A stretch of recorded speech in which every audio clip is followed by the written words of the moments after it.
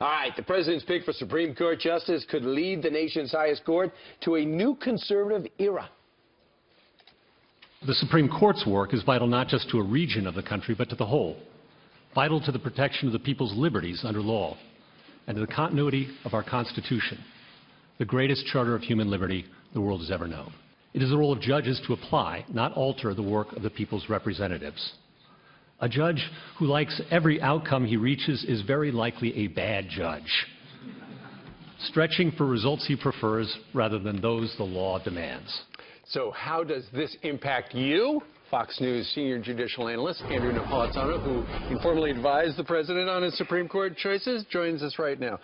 If you informally advised the president, was he on your list? Well, you know, we didn't talk names, but we talked ideology and education and hot-button issues and methodology, how judges make decisions. Judge Gorsuch was high on the list of those of us advising the president who wanted somebody very, very close to Justice Scalia.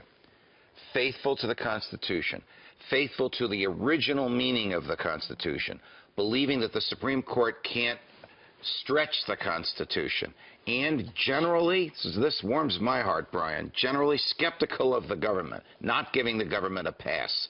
Justice Scalia was that way, Judge Gorsuch is that way. He was the most eloquent judge I've seen since you.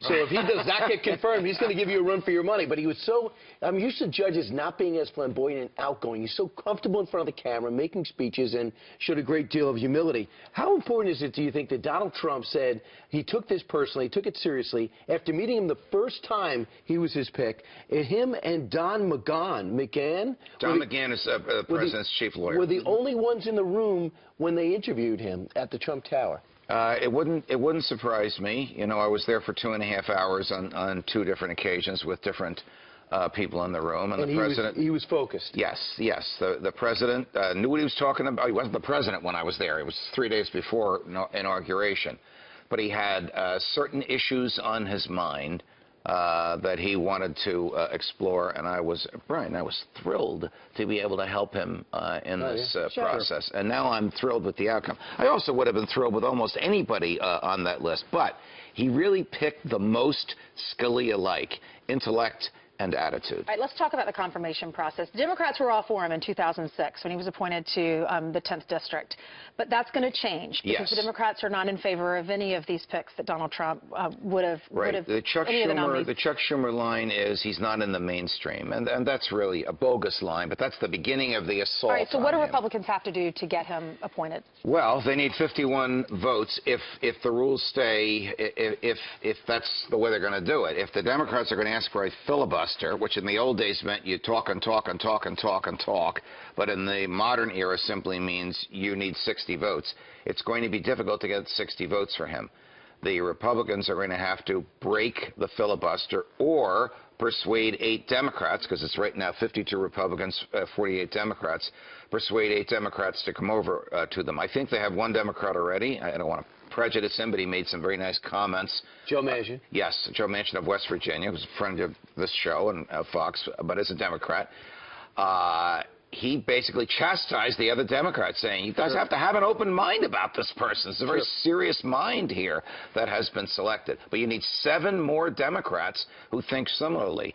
And whatever you think of Chuck Schumer, I think he has a tight leash on the Democrats in the Senate. And he was one of the ones who liked him in 2006, who voted for him. You know, they will look at people very differently from the circuit court than they do on the Supreme Court. But then you've got all those Democrats, and 10 of them up for re-election in the Senate in 2 years are in states that Donald Trump won, so there's a little pressure there. Very, very telling, and I think a lot of people voted for Donald Trump because they did not want Mrs. Clinton to be choosing this person.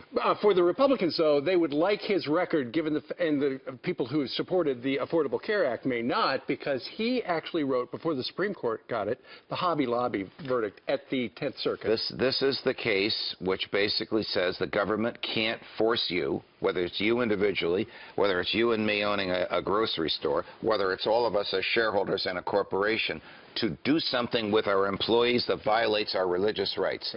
Judge Gorsuch wrote that decision in the circuit court. It was upheld in the Supreme Court. Judge, you want to hear my tactic, how this is going to play out? Yes. Real quick, because they're yelling at me in my ear.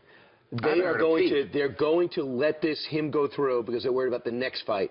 And if they allow him to get his 60 votes and they pass him the way they're supposed to pass him, they'll have something to say on the next fight, whether it's Kennedy or Ginsburg. Well, think about it this way, and I know they want us to stop, that you're trading one conservative for another, so you're not really changing the balance from where it was a year ago. Now you're trading Gorsuch for Scalia. Next time around, whether Kennedy is replaced or Ginsburg is replaced, you're probably, Donald Trump's going to make his selection, have a far more conservative replacing a far less conservative. That's the battle. That's the war, and that's why they'll give you 60 here, but then they'll say that's the precedent. You have to give 60 for the next one. Yes. Will Chuck Schumer still be the minority leader at that point in the Probably future? not. And I think that's why he's terrified, and that's why there will be a fight. All right. Thank you, Judge. All the best, guys.